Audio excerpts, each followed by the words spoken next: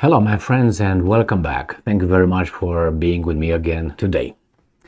As expected, Erdogan obviously agreed to accept Sweden's bid to become a NATO member. He agreed to submit the request to the Turkish parliament, therefore, to be, ratified or whatever the process is called. Well, okay, that was not very much surprising. I'm waiting, or let's wait for the time to show us what he got in return. And we're gonna need about 1 year, I'm guessing, to see what Turkey was given. Erdogan did not just give this for nothing. So I suspect, based on what Erdogan claimed earlier today, I made a video on an article stating that Erdogan told these weasels that in the West that he would like to restart the bid in the European Union. That means to be part of the European Union. Now, I don't know if Turkey again will be fooled by these guys or not. The problem is that was one request. I'm expecting the other one to be with F-16s or maybe F-35s. That probably Turkey will be provided with. Other than that, we don't know yet. But the thing is, Erdogan got something in return. I have here an article coming from Sputnik. Probably the Russians are not surprised either. Turkey could not just stand alone against Sweden's backers, which is the United States of America mainly. Now I think we also have Hungary, which I think Hungary is the last country in NATO to approve Sweden's membership bid. So let's read this little article here coming from Sputnik. And this is from 39 minutes ago, my friends, today on July 10th, 2023. Stoltenberg, Erdogan has agreed to forward Sweden's NATO bid to parliament. After more than a year of political jockeying, Turkey has agreed to support Sweden's bid to join the NATO alliance, which it applied to join last year. Yes, we have to wait for those policies in Sweden, see if they're going to infringe some freedoms over there to satisfy Erdogan. Let's see. In a statement on Monday afternoon, NATO Secretary General Jens Stoltenberg said that Turkish President Erdogan, and I'm quoting, has agreed to forward Sweden's accession protocol to the Grand National Assembly as soon as possible and ensure ratification. This is an historic step which makes all NATO allies stronger and safer. Blah, blah, blah, blah, blah, blah, blah, blah, blah. End quote. Stoltenberg said the decision was the result of a meeting he orchestrated between Erdogan and Swedish Prime Minister Ulf Kristersson ahead of the NATO summit in Vilnius, Lithuania, that is set to begin on Tuesday. Stoltenberg's office said Monday's agreement built on a trilateral memorandum signed last year in Madrid and noted Sweden's moves to abide by the agreement, including amending its constitution, ending its support for the Kurdish YPG and PKK militant groups. So Erdogan got that one probably, and cooperating with Ankara on counter-terrorism efforts. Turkey and Sweden also agreed to drop all remaining economic barriers between them and work to step up trade and investment cooperation. Erdogan got everything, it seems like. In a Monday statement, I'm quoting, the White House said U.S. President Joe Biden welcomes the news and looks forward to welcoming Prime Minister Kristersson and Sweden as our 32nd NATO ally, end quote. So the Scandinavian state applied to join NATO alliance in May 2022. Now we have here another thing.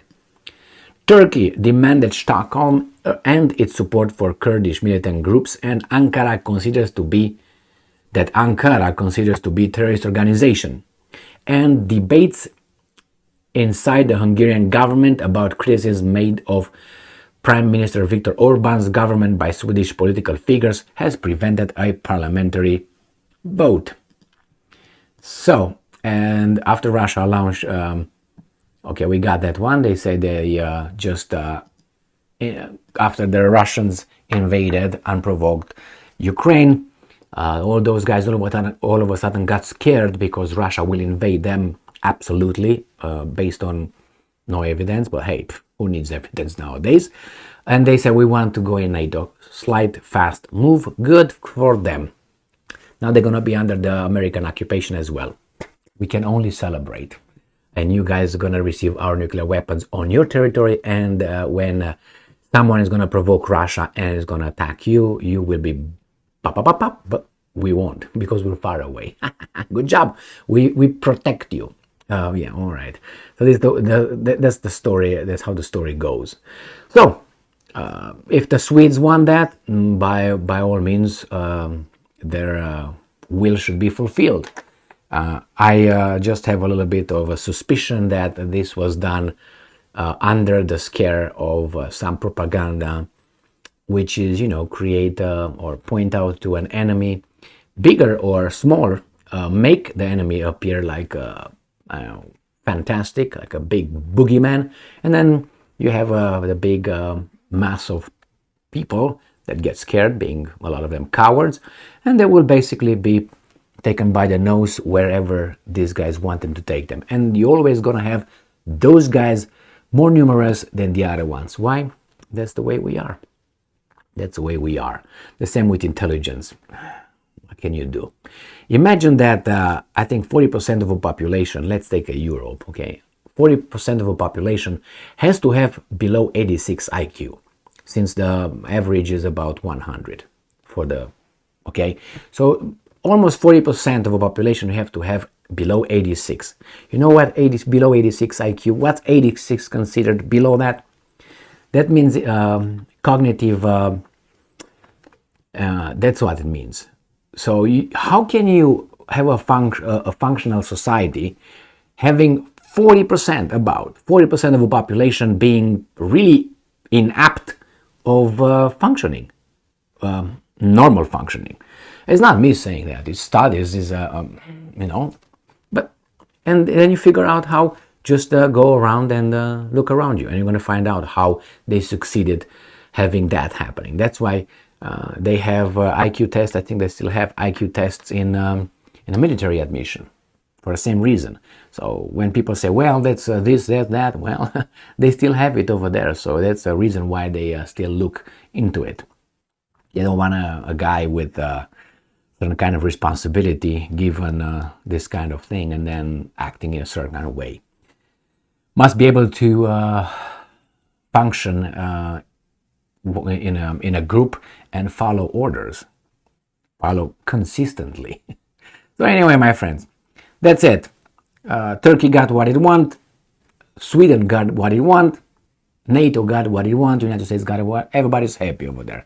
The Russians, all right. Well, I don't think that Sweden played a big strategic position. If you look over the map, I would say Finland played more a strategic position than Sweden, obviously, having a border with Russia right there for so long. I think it's 1,000 some kilometers long, or anyway, next to one another. I think that played a bigger role. But Finland was accepted, Sweden was accepted. Very good, good job. Welcome to the plantation. Now go and cut some sugar cane. Now! Thank you very much for being with me again today. Stay strong, stay smart, look for the truth, and be just.